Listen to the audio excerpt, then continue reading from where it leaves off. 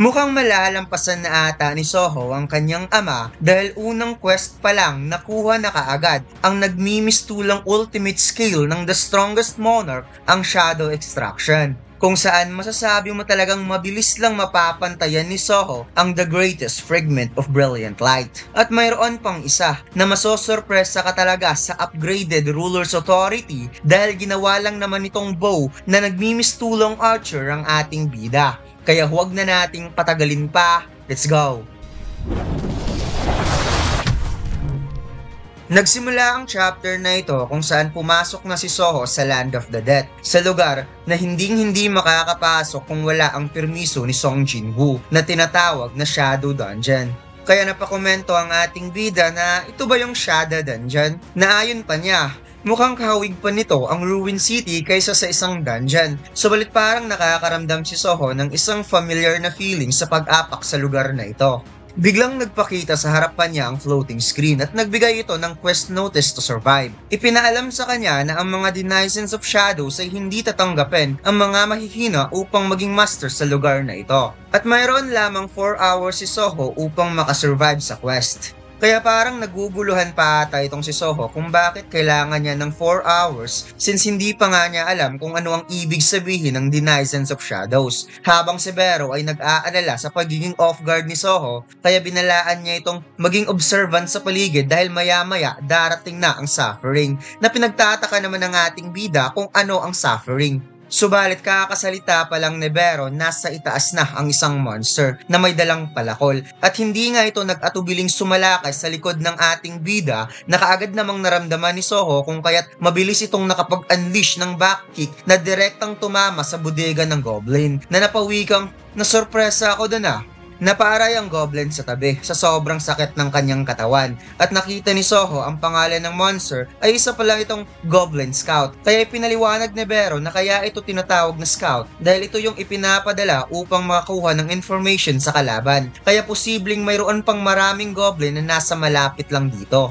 Kung kaya mabilis na sumalakay si Soho para tapusin kaagad ang goblin upang hindi na ito makapagtawag pa ng mga kasamahan. At dito'y ipinaliwanag ni Bero na totoong mahihina lamang ang mga goblin monster subalit sila ay mapanganib. Kaya na-realize ni Soho na ang pangalan pala ng goblin na ito ay walang kulay. Kaya ibig sabihin magka-level lamang sila o di kaya mas mahina pa ito kaysa sa kanya. At makikitang nakaramdam nga ng takot ang goblin at dali-dali nitong kinuha ang hornpipe upang magtawag ng mga kakampi, subalit mabilis na tinapik ni Soho ang braso ng goblin as well as kinuha ang palakol nito upang gamiting pang counter na makikitang direktang inatake ng ating bida ang ulo ng Goblin Scout. Ipinaliwanag ni Soho kay Bero na madali lang niyang mapapatay ang goblin dahil kapag may kulay ang pangalan ng monster, ibig sabihin mas malakas pa ito kaysa sa kanya. Bagay na sinang-ayunan naman ni Bero subalit biglang nagulat ang dalawa dahil mayroon pa palang isang Goblin Scout na nagmamatyag lang sa kanila na kasalukuyang nasa itaas ng poste at pinatunog nito ang hornpipe para magtawag ng kakampi. At dito ipinakita ang dalawang Goblin Leader, ang Goblin Centurion na parang excited ng pumatay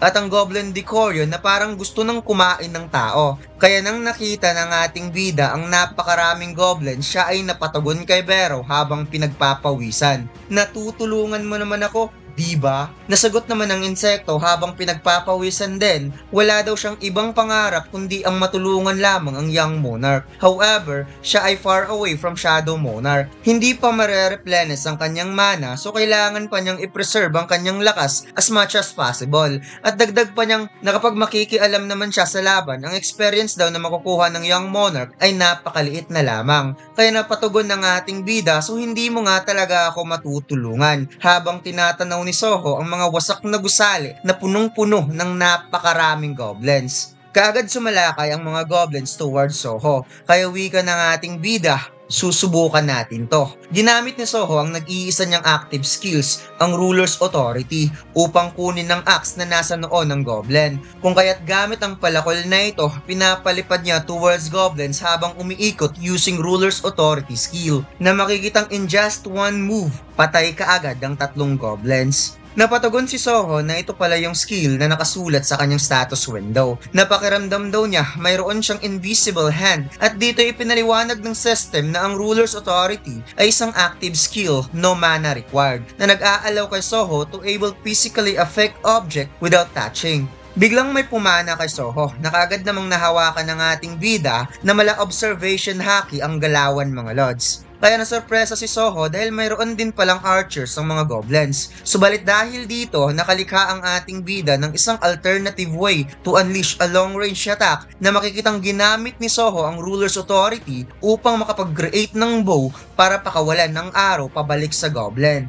Sa pulang ulo ng goblin, bagay na ikinamangha ng sobra ni Bero dahil nakapag-adapt si Soho ng capacity to modify the Ruler's Authority. Kung kaya't naaalala na naman niya ang kapanganakan ni Soho na maihahalin tulad sa isang legendary hero in mythology dahil kahit hindi pa ito marunong maglakad, kaya na nitong gumamit ng Ruler's Authority na na-inherit sa kanyang ama na isang monarch. However, ang kapangyarihan na ito ay kayang wasakin ng lahat, bagay na nagbigay sa young monarch ng hindi normal na buhay. However, na ngayon, ang mga apostles ng Itarim ay gustong sakupin ng Earth. Ang kapangyarihan ng Young Monarch ang siyang magbibigay liwanag sa buong mundo. At dito'y sumalakay na ang napakaraming goblins na isa-isang pinugutan ng ulo ni Soho na parang ang kidlat kung gumalaw ang ating bida mga lods kahit nakatsinelas lang. Napansin ng ating bida na siya ay nag-level up at nakaramdam siya na mukhang bumigat ang Ruler's Authority ng around 10 kilograms kung kaya't hindi niya namalayang may goblin na pala sa likod na dali-daling sumaksak sa kanya. Napangiti ang goblin sa kanyang tagumpay subalit maya-maya biglang nawasak ang kanyang muka sa kamao ni Soho. At dito'y napapalibutan na ang ating bida ng napakaraming goblins habang iniinda ang saksak sa tagiliran. Kaya dito'y pumasok na ang nag-iinit na leader ng mga goblins, ang Goblin Centurion, at dahan-dahan itong kinukuha ang sandata na nasa likod.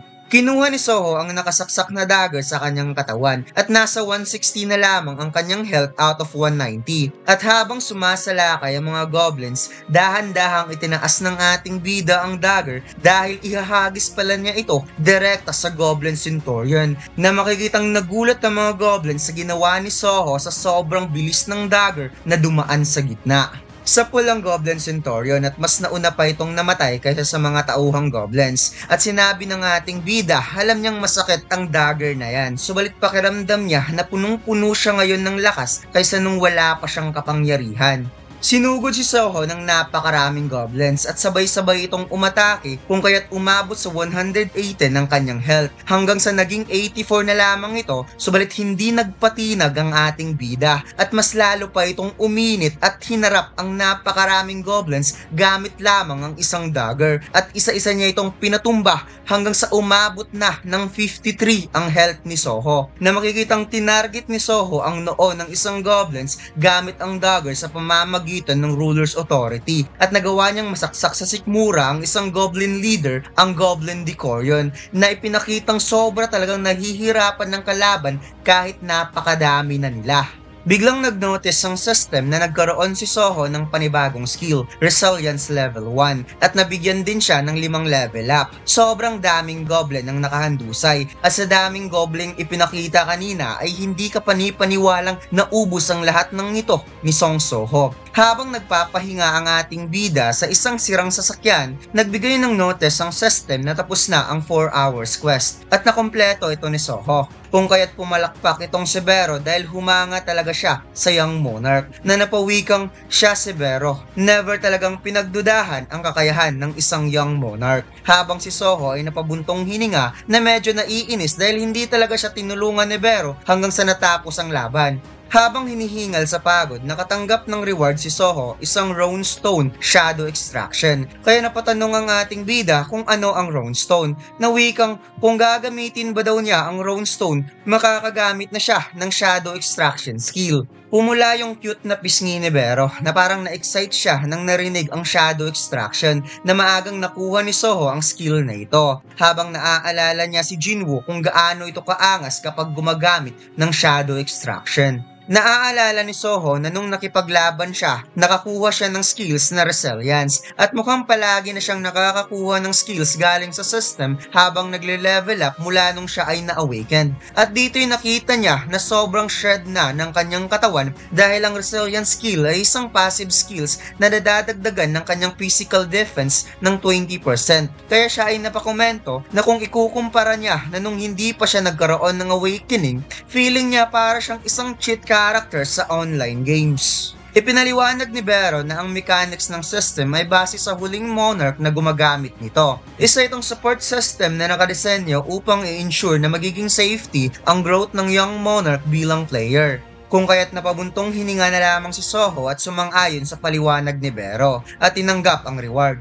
Sinabi ng system na upang ma-absorb ni Soho ang Shadow Extraction skill, dapat niyang basagin ang Rune Stone. Kaya nang dinurog ito ng ating bida gamit ang kanyang kamay, biglang umapaw ang napakalawak na shadow sa kanyang katawan. Ipinaliwanag ng system na ang Shadow Extraction Shadow Authority ay walang required na mana, na kayang mag-extract ng mana sa katawang wala ng buhay at gawin nitong Shadow Soldier. At ang number na possible shadow na ma-extract ni Soho ay 3 lamang. Napadilat ang mata ni Soho habang tinitingnan ng mga goblins na nakahandusay at napatanong kung kaya na ba niyang gumawa ng Shadow Soldier. Paliwanag ni Vero na ang Shadow Extraction na isang truly essence power authority na nalikha para kay Song Jinwoo, ang current Shadow Monarch. Kaya napakomento si Soho na mukhang kagaya lang pala ito sa isang necromancer. Subalit bago niya mapasunod ang isang soldier, kailangan niya muna itong patayin. So ibig sabihin ang kaya lang pala niyang makontrol ay ang mga monster na mas mahihina kaysa sa kanya.